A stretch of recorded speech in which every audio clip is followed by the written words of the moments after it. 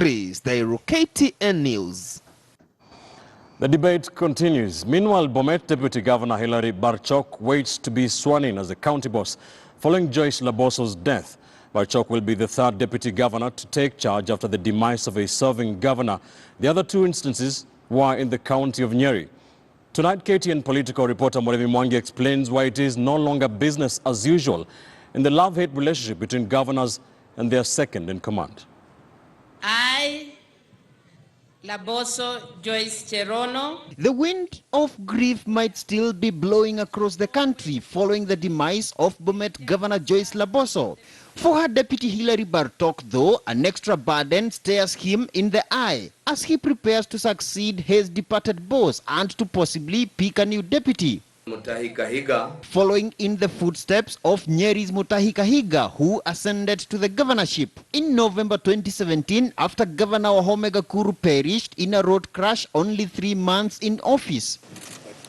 A tragedy well known to Nyeri residents who only 5 months earlier lost Premier Governor Nderito Gachagua in his last year in power, vacating the powerful seats to his deputy Samuel Wamadhai. Wapi makofi ya gavana wetu?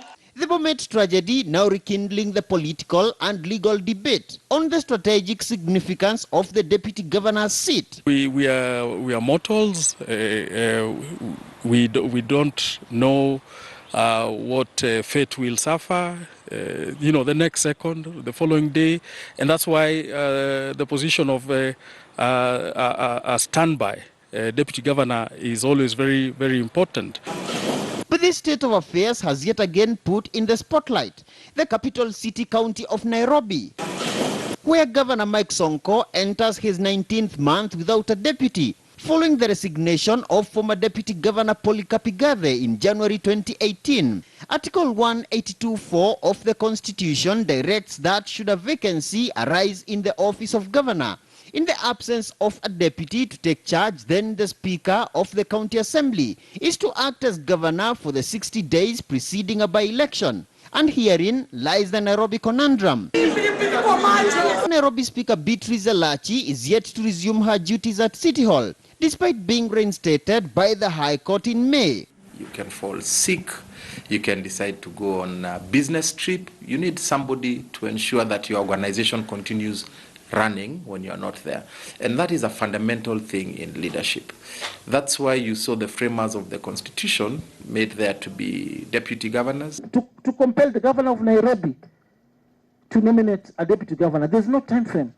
And that is why we want this particular bill, this county government amendment bill, to be passed. Nairobi is just taking a risk for the sake of taking a risk when they shouldn't. And therefore, in the absence of the governor, where in the law, in the absence of the governor acts, it simply means that in Nairobi there are certain functions that cannot be performed unless the governor is present.